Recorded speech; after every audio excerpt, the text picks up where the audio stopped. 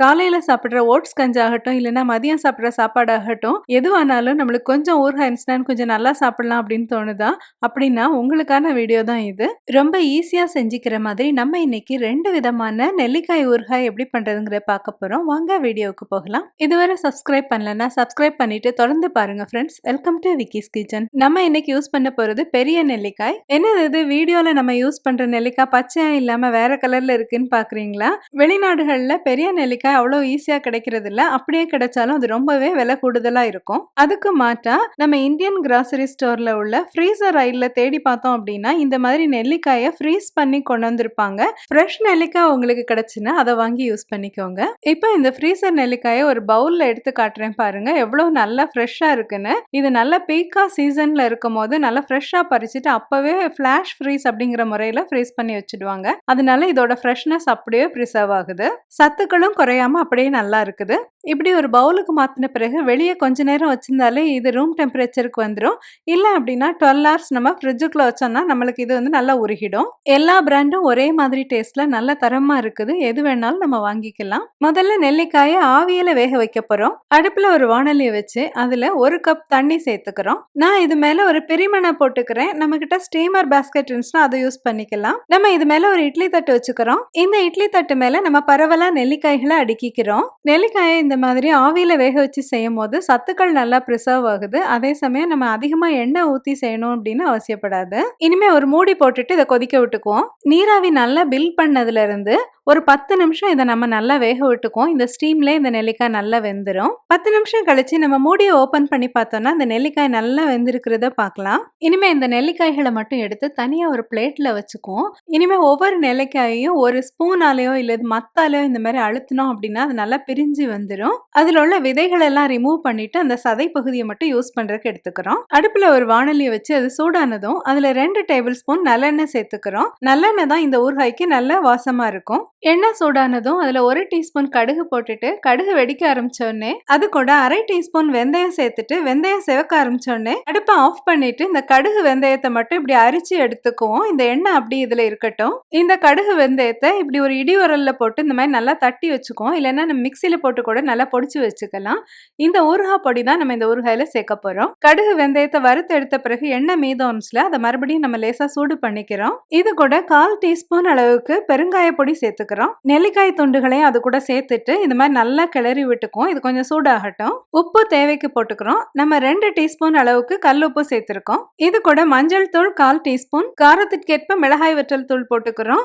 நம்ம 1/2 டீஸ்பூன் இல்லைன்னா 1 டீஸ்பூன் அளவுக்கு போட்டா போதுமானதா இருக்கும். டேஸ்ட் பண்ணி பார்த்துட்டு தேவை அப்படின்னா கூட ஒரு 1/2 டீஸ்பூன் மிளகாய் தூள் போட்டுக்கலாம். இந்த மசாலா பொருட்களோட பச்சை மசாலா ஸ்மெல் போகணும் அப்படிங்கறக்காக இதை நல்லா வதக்கி விட்டுக்குவோம். இந்த ஸ்டேஜ்ல நம்ம அடுப்பை ஆஃப் பண்ணிட்டு நம்ம ஊறுகாய் பொடி இடிச்சு வச்சிருந்தோம் இல்லையா அதை இந்த ஊறுகாய் கூட சேர்த்துக்கிறோம். இப்ப இந்த ஊறுகாய் கூட நம்ம ஒரு எலுமிச்சம்பழத்தை பிழிஞ்சு விட்டுக்கிறோம். எலுமிச்சம்பழச்சாறு சேர்த்திருக்கிறதுனால இந்த ஊறுகாய் ஈஸியா கெட்டு போகாது. ஆனாலும் இதை வந்து நம்ம ஃப்ரிட்ஜ்ல வச்சு பயன்படுத்தும் போது நம்மளுக்கு இது ரொம்ப சேஃபா இருக்கும். இதை நான் 1 month வரைக்கும் வச்சுதான் யூஸ் பண்ணுவேன். அதனால இந்த சின்ன அளவு குவான்டிட்டி தான் நான் இதை பண்ணிருக்கிறேன். இனிமே இந்த ஊறுகாயை கொஞ்சம் நல்லா ஆற வச்சுக்குவோம். நம்மளோட நெல்லிக்காய் ஊறுகாய் ரெடி ஆயிருச்சு. ஒரு கிளாஸ் பாட்டில நல்லா கிளீன் பண்ணி ட்ரை பண்ணி வச்சிருக்கிறேன். இதுல துளி கூட ஈரம் இல்லாம பாத்துக்கணுங்க.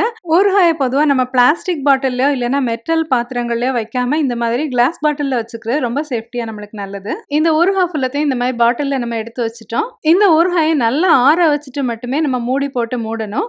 இல்ல அப்படின்னா அதுக்குள்ள தண்ணி விழுந்துரும். நம்மளுக்கு அந்த ஊறுகாய் வந்து ரொம்ப சேஃபரா இருக்காது. இந்த ஊறுகாயில எந்த ப்ரிசர்வேட்டிவ்ஸுமே சேர்க்கல. அதனால இதை நம்ம ஃப்ரிட்ஜ்ல வச்சு யூஸ் பண்றது தான் நம்மளுக்கு சிறப்பானது. அப்படி ஃப்ரிட்ஜ்ல வச்சு யூஸ் பண்ணோம்னா 2-3 மாசம் வரைக்கும் நம்ம தாராளமா வச்சு யூஸ் பண்ணலாம். நெல்லிக்காய் ஊறுகாய் மாதிரியே நம்ம கிரான்பெரி பிக்கல் எப்படி செய்யணும் அப்படிங்கிற ரெசிபியும் நம்ம சேனல்ல கொடுத்துருக்கோம். லிங்க் டிஸ்கிரிப்ஷன் பாக்ஸ்ல இருக்குது. அவசியம் பாருங்க. குளிர் நாடுகள்ல இந்த மாதிரி ஊறுகாயை நம்ம வெயில்ல வச்சு சேவ் பண்ண முடியாது. அதனாலதான் நம்ம ஃப்ரிட்ஜ்ல வச்சு பாதுகாத்துக்கிறோம். அந்த மாதிரி ஃப்ரிட்ஜ்ல வச்சுக்க இஷ்டம் இல்லை அப்படின்னா நம்ம இதுல ஆப்பிள் சைடர் வினிகர் சேர்த்துட்டோம் அப்படின்னா இந்த ஊறுகாய் மாசக்கணக்கில் இல்லைன்னா வருஷ கணக்குல கூட கெட்டு போகாது. வினிகர் வந்து ரொம்ப சேஃபான ஒரு ப்ரிசர்வேட்டிவ், நம்மளுக்கு ஹெல்த்தியும் கூட. இனிமே அடுத்த ஊறுகாய் வெரைட்டி பார்க்கலாம். 400 கிராம் அளவுக்கு நம்ம பெரிய நெல்லிக்காய் எடுத்திருக்கிறோம். நான் இந்த ரெசிபியில காட்டுறதும் ஃப்ரீசர் செக்ஷன்ல இருந்து வாங்கின நெல்லிக்காய் தான். ஃப்ரெஷ் நெல்லிக்காய் கிடைச்சிச்சுன்னா அவசியம் வாங்கி யூஸ் பண்ணுங்க. இந்த நெல்லிக்காயை ஒரு பவுல்ல போட்டுக்கிறோம். அது கூட அதுக்கு தேவையான அளவு நம்ம உப்பு சேர்த்துக்க போறோம். 2ல இருந்து 3 டீஸ்பூன் அளவுக்கு கல்லுப்பு சேர்த்துக்கிறோம். காரத்திற்கேற்ப மிளகாய் தூள் 1/2 டீஸ்பூன்ல இருந்து 1 டீஸ்பூன் வரைக்கும் சேர்த்துக்கிறோம். காரம் அதிகம் தேவை அப்படின்னா டேஸ்ட் பண்ணி பார்த்துட்டு பிறகு சேர்த்துக்கலாம். ஏன்னா சில மிளகாய் தூள் ரொம்ப அதிக காரமா இருக்குது, சில அது வந்து காரம் அதிகம் இல்ல.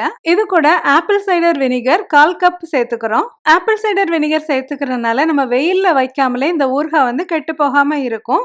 இதை சும்மா ஒரு பாட்டில்ல போட்டு வச்சாலே போதும். நம்ம ஒரு நெல்லிக்காய் எடுத்து சும்மா சாப்பிடுறதுக்கு நல்லா இருக்கும். இது ஒரு சாலட்ல கூட நம்ம சேர்த்துக்கலாம். இந்த வீடியோல ஃபர்ஸ்ட் ரெசிபில நான் காட்டினேன் இல்லையா அந்த ஊறுகாய் பொடி, அதே ஊறுகாய் பொடி தான் நான் செஞ்சு வச்சிருக்கிறேன். இதுல வந்து நம்ம 1 டீஸ்பூன் அளவுக்கு இதுல சேர்த்துக்கிறோம். இனிமே இதை நல்லா கலந்து விட்டுக்கலாம். இது எதுவுமே நம்ம சூடு பண்ணல.